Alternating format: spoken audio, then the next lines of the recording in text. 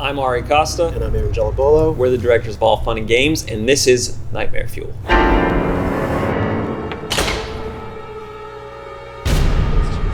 I see this and I think, it's not appropriate, but I think of the horror movie Teeth.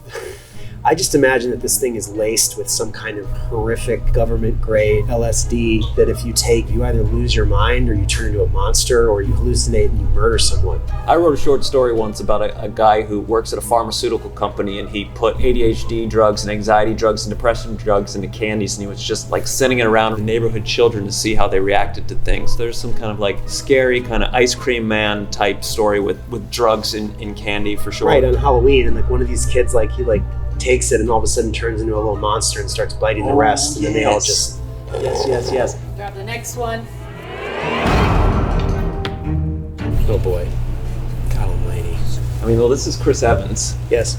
Instantly, I think of Chris Evans, I think of Superfan. I think of something in the vein of like an obsessive, teenage girl kidnaps him, has her way, potentially. But it could also be a frustrated guy who wants to be Chris Evans. That's interesting. And kidnaps him and realizes he's like, no, you're going to stay here chained in this room while I replace you. Or guy kidnaps Chris Evans, has him in his basement, and then he gets a plastic surgeon to come over and he has him remake his face in the same vein as Chris. And so like literally he replaces Chris, and Chris probably just rots away in a basement.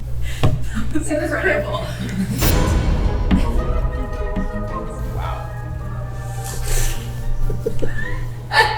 The guy goes to a spa and he gets a special treatment, and when he comes out, his skin starts getting these sores and he's sort of disintegrating, and he has to wrap himself in toilet paper. And he finds out that if he kills people, he can take their skin, but it only lasts for a day. The very short Don't Breathe version is about like kids who terrorize this old man by constantly toilet papering his house, and he shoots them and they're dead. It's 5 minutes.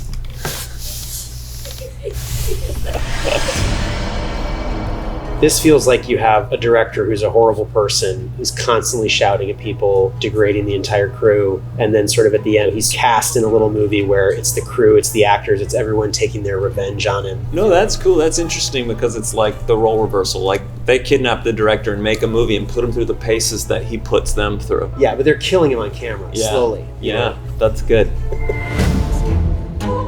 This, I think immediately of Hitchcock's Suspicion with the glass of milk where it was poisoned and you see it. So it's like you could do a thing where you see the person poisoning it, pleasant looking person, they take it out to like a whole party full of kids and it's who's going to drink it. Yeah. Or the other one could be you have two people who are going through the desert and they come to this little oasis, and then there's the glass of water there and there's a knife, and it's like that's good. You have to kill each other for the water. I think that this was probably made from the femur bone of a child of a witch, I think. So this is the knife that was created by one Joe Russo. And then we were like, oh, it should be Daniel's femur, it should be his bone. Right, and there's some great detail here. There's actually, this is his femur, but this is also Daniel's face. Oh, right. And it's got the X on the forehead as well. We wanted that. I mean, it's really cool in horror movies to have a prop that is this iconic. It's really amazing to be able to have that. And on the knife it says, I will play, I won't quit. And on the other side it says, tell me demon, am I it? And that sort of unlocks the demon so that he can possess you. Yeah, that's our version of sort of like, I'll let you in. Exactly.